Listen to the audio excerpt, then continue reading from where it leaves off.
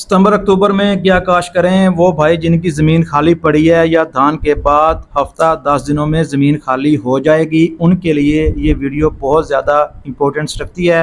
वो इसलिए कि गंदम और धान के नुकसान के बाद हमारे लिए बड़ा ही ज़रूरी है कि अब हम ज़रा सोच समझ कर कदम उठाएं। जिस तरह ये हमारी ज़मीन इस टाइम खाली पड़ी है धान की कटाई के बाद, हम हैं जी लकीर के फ़कीर, देखा देखी हमने फसल लगाना होती है। वो ये कर रहा है जी, हम भी वही करेंगे। इसने पिछले साल इसी फसल में से इतने कमा लिए, हम रह गए। उसी वक्त हमने जहन बना लेना होता है कि अब ये काश नहीं करेंगे, वही करेंगे। सब लोगों का रुझान एक तरफ हो जाता है और हम नुकसान उठाते हैं। मार्केट में हमारी फसल की वैल्यू नहीं होती, ये बेकदरी हो जाती है। मैं शोरकोट की बात करूंगा जी, यहाँ आड़तियों ने मूंजी ऐसे खरीदी है जैसे कोई चोरी का माल था। हमारे साथ भी ऐसा ही हुआ है जी, मूंजी बड़ी नखरे के साथ उठाई गई है, पैसे भी हफ्तों के वादों पर, और नखरा ऐसे कि जैसे ये हमारी ज़मीनों के मालिक हैं। हमारी मेहनत और धक्कों की, सीधी सी बात है, धक्कों की कोई कदर नहीं। हमें जी गर्मी सर्दी की कोई परवाह नहीं होती, लेकिन जब फसल तैयार हो जाती है तो ये जो मिडल मैन है ये हमसे ज़्यादा कमा जाता है। आजकल जी शुगर मिल का अमला जो है, उनके जो मुलाजम हैं वो भी हर ज़मींदार के पास जा रहे हैं और इन्हें 1400 से 1700 फ़ी एकड़ सितंबर काश की कहानियाँ सुना रहे हैं। कहानियाँ जी भाई, कहानियाँ सुना रहे हैं। और 20 मन किनोला वो भी एवरेज निकाल कर दिखा रहे हैं, यानी कि सब्ज़ बाग दिखा रहे हैं। मेरे साथ बैठकर बात करें, मैं उनको इन कमात के अखराजात बताता हूँ। 1.5 साल की फसल में से हमें कितना बचता है मैं बताऊंगा इनको। लेबर की मिन्नत समाज और उनके नाज नखरे उठाने के बाद हम अपनी ट्रैक्टर ट्राली पर गन्ना लोड करके उनके पास ले जाते हैं। वो हमारी इज्जत और हौसला अफजाई ऐसे करते हैं, ट्राली पर इतने % काट लगाकर। जिन जगहों से हम कमाद निकाल कर लाते हैं, हमारा दिल ऊपर नीचे होता है कि अब ट्रैक्टर को कुछ हुआ।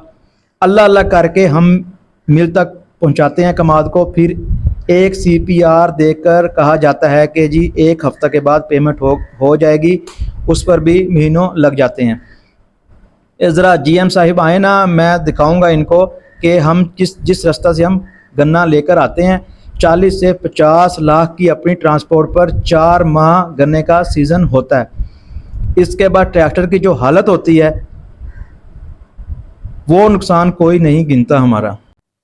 कश्मीर शुगर मिल में मेरे बहुत से दोस्त हैं जो जॉब करते हैं वहाँ पे।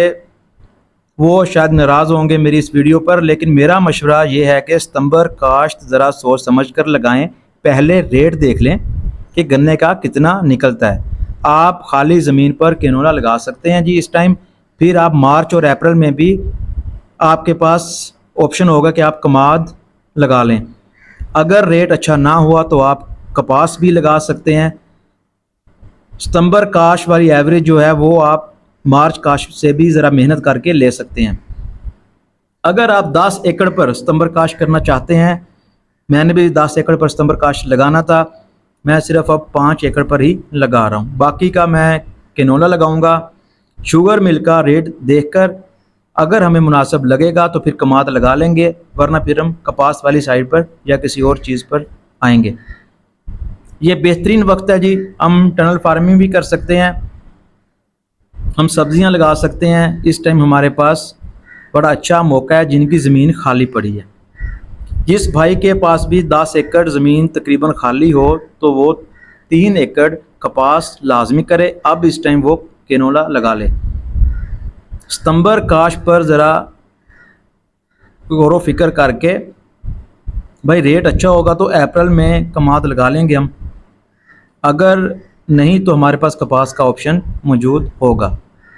शुगर मिल वाले ऐसा करते हैं जी, आखिरी 2 हफ्ता में या 3 हफ्ता में रेट अच्छा कर देते हैं ताकि ज़मींदार समझे कि शायद अगले साल यही रेट होगा। वो कमाद और ज़्यादा लगा लेते हैं जिसकी वजह से हमें नुकसान होता है।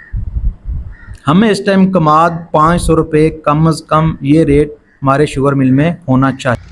आप मेरे भाई नेक्स्ट वीडियो का ज़रूर वेट कीजिएगा, क्योंकि मैं आपको बताऊंगा नेक्स्ट वीडियो में इंशाल्लाह कि इस साल हमारा सितंबर काश पर कितना खर्चा हुआ है और लास्ट ईयर हमारे सितंबर काश पर कितना खर्चा हुआ था और हमें उसमें से प्रॉफिट कितना हुआ था।